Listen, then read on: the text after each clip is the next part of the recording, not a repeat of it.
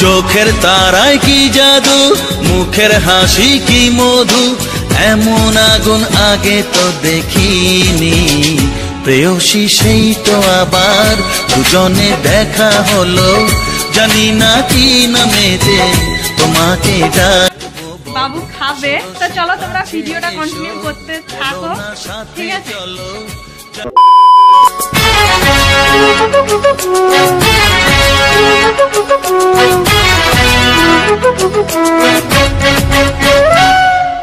চোখের তারায় কি জাদু, মুখের হাসি কি মধু, এমন আগুন আগে তো দেখিনি।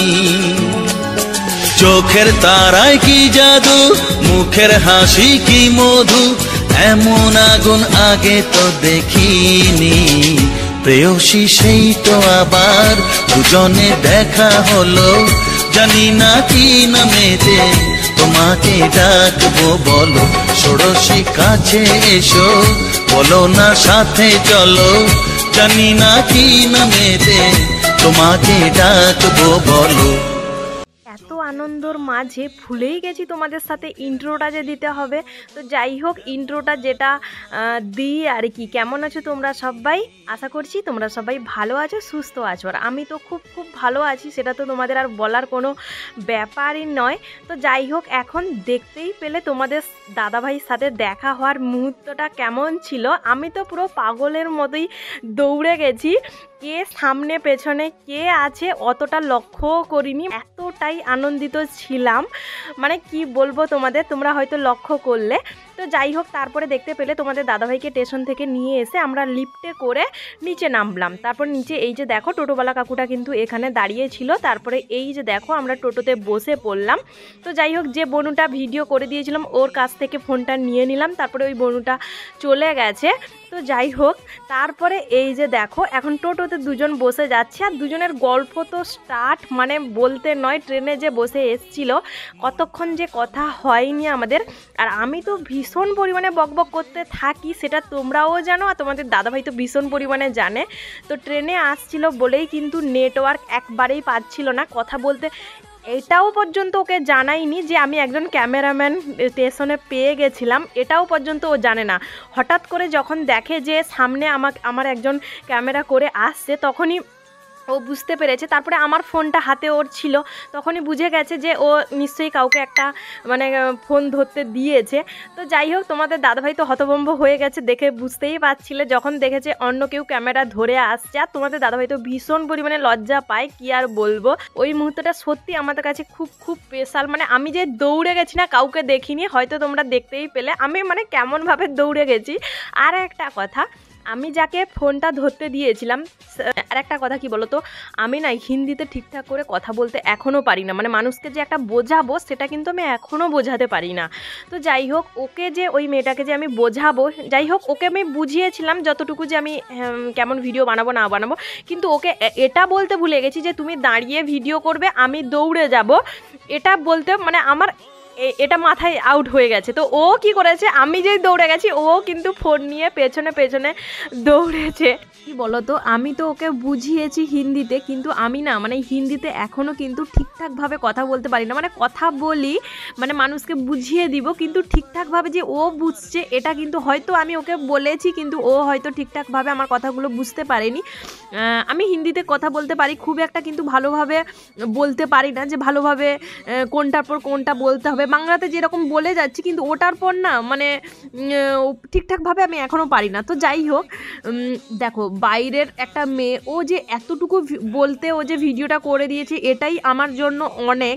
কেননা এখন তো নিজের চেনা জানার লোকও কিন্তু করে দিতে চায় না, কেন বলো তো, লজ্জা পায় বা কেউ চায় কেন করে দিব, এরকম একটা ব্যাপার। সেক্ষেত্রে একটা বাইরের মেয়ে সে তো করে দিয়েছে, সেটা অনেকটাই আমার মানে এর ব্যাপার, তাই না? তো যাই হোক, এখন দেখো আমরা পৌঁছে গেছি কোয়ার্টারে। তো টোটোওয়ালা কাকুটা এই যে দেখো আমাদের ছেড়ে দিয়ে, এখন দেখতেই পাচ্ছ তোমাদের দাদাভাই ব্যাগগুলো তুলে আনলো, আর আমি এখন ভিডিও করছি। তো এই যে দেখো রেলওয়ে স্টেশন থেকে চলে এসেছি তোমাদের দাদাভাইকে নিয়ে, আর এই যে ব্যাগগুলো এখানে রেখে দিয়েছি। এখন বাবু খাবে, তো চলো তোমরা ভিডিওটা কন্টিনিউ করতে থাকো, ঠিক আছে? তো তারপরে এই যে দেখো হাত মুখ ধুয়ে কিন্তু তোমাদের দাদাভাই এই যে খেতে দিয়ে দিয়েছি, সঙ্গে আমিও কিন্তু খেতে বসে গেছি। তোমাদের দাদাভাই কিন্তু এখন চান করেনি, তো জলটা আমি অর্ধেকটা মতো মানে গরম করে গিয়েছিলাম, আবার কিন্তু ঠান্ডা হয়ে গেছে। আর যেহেতু ট্রেনে এলো তো ঠান্ডা জলে চান করলে কিন্তু ওর ঠান্ডা লেগে যাবে, তো ওই জন্যই জলটা আবার ও গরমে বসিয়ে দিয়েছি। আমি কিন্তু সকালবেলা গরম করে রেখে দিয়েছিলাম, কিন্তু না রডটা চালু করে যাইনি, আমি যে স্টেশনে গেছিলাম রডটা অন করে যাইনি, অফ করে গেছিলাম। কেন বলো তো, কোথায় কারেন্টের ব্যাপার, কোথায় কী হবে, তো ওই জন্যই আমি অফ করে গেছিলাম। তারপরে এসে আবার অন করে দিয়েছি। তোমাদের দাদাভাই বললো না না ঠান্ডা জলে চান করবো না, যেহেতু ট্রেনে এসছি অনেকটাই ঠান্ডার মধ্যে, তো আর আমি ঠান্ডা জলে চান করবো না, গরম হয়ে যাক। তো আমি হাত মুখ ধুয়ে এই যে দেখো এখন খেতে বসে গেছে। তো তোমাদের বলেছিলাম আমি নিরামিষ, যাই হোক নিরামিষ রান্না করব বলেছিলাম, নিরামিষ রান্না করিনি, ডিম ছিল ওই জন্যই ডিম ফুলকপি ঝোল করেছি, আর করেছি শাক ভাজা করেছি, বেগুন ভাজা করেছি। তো তোমাদের দাদাভাইয়ের এখন দেখো খাওয়া দাওয়া হয়ে গেল, আর আসনটা এখন দেখো কিভাবে ফোল্ড করে রেখে দিল। তারপরে ওই চলে গেল বেসিনে ওই দিকে হাতটা ধুতে। তো তারপরে তোমাদের দাদাভাই বসে দেখাচ্ছিল ওই যে সিলিং থেকে যে খসে পড়ে গেছিলো ওটা ফ্রিজের কাছেই পড়েছিল, আর ফ্রিজের কাছেই আমি রেখেছি, ও ওটাই দেখছিল যে এটা লাগাতে হবে, খেয়ে উঠে এটা লাগিয়ে দিব। তো তারপরে এই যে দেখো এখন ব্যাগগুলোকে, ব্যাগে যে জিনিসপত্র ছিল ওইগুলো সমস্ত বের করে যেগুলো ধুতে হবে ওইগুলো দিয়ে দিল, আর যেগুলো তার যে সমস্ত জিনিস যেখানে থাকার কথা ওইগুলো রেখে দিল।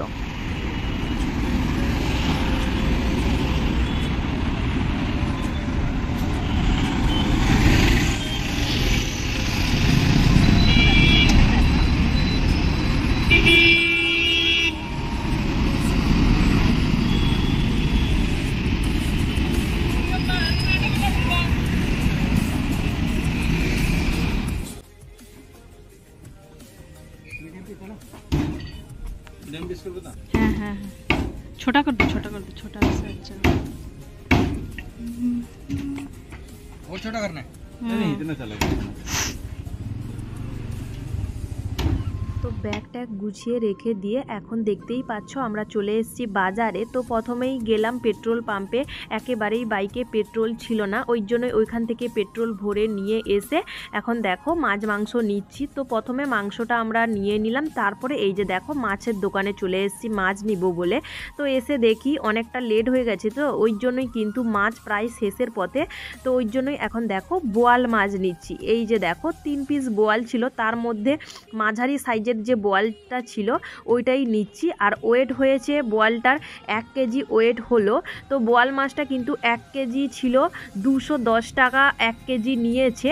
তো প্রথমে কিন্তু 300 টাকা বলছিল, তারপরে আমরা কম করতে বলতে কিন্তু 210 টাকা নিয়েছে বোয়াল মাছটা 1 কেজি। একটা কিন্তু বোয়াল মাছ হয়েছে ওয়েট 1 কেজি হয়েছে 210 টাকা নিয়ে। মাছ নিয়ে সেখান থেকে আমরা চলে গেছিলাম চানাচুর বিস্কুট, এগুলো ছিল না, তো সেইগুলো আবার নিতে চলে গেছিলাম, কিন্তু ভিডিও করা হয়নি ওইখানে, ওই জন্যই কিন্তু তোমাদের সাথে শেয়ার করতে পারলাম না। তো সেখানে চানাচুর বিস্কুট নেওয়ার পর এখন এই যে দেখতে পাচ্ছ আমরা বাড়ি চলে এসেছি। তারপরে তো বাড়ি এসে জলদি দেখো বের করে এখন চিকেন রান্না করছি, তাড়াতাড়ি করে পেঁয়াজ রসুন কেটে ফেলেছি। তোমাদের দাদাভাই কিন্তু পেঁয়াজগুলো কেটে দিয়েছে, রসুন কেটে দিয়েছে, আদা কেটে দিয়েছে।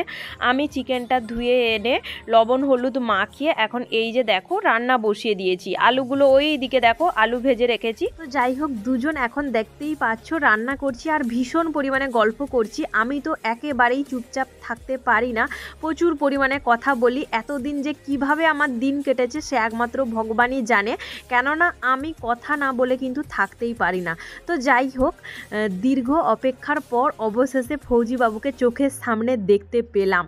তো যাই হোক আর কি বলতো, 2 দিন পর হোক বা 6 মাস পর হোক, নিজের প্রিয় মানুষটাকে চোখের সামনে দেখার অনুভূতিটা না কিন্তু আজও ঠিক সেই প্রথম দিনের মতোই কিন্তু আমার মনে হয়। আর কি বলতো, বাড়িতে যখন থাকি সেই এই অনুভূতিটা কিন্তু হয় না যে আমি একা একা আছি বা একা কিভাবে দিন কাটাবো, এরকমটা কিন্তু মনে হয় না। কিন্তু কোয়ার্টারে যে আছি, ফৌজিবাবু যখন আমাকে একা ছেড়ে কোয়ার্টারে চলে গেছিল, আমার যে কেমন মনে হয়েছিল ফিলিংসটা আমি তোমাদের বলে বোঝাতে পারবো না।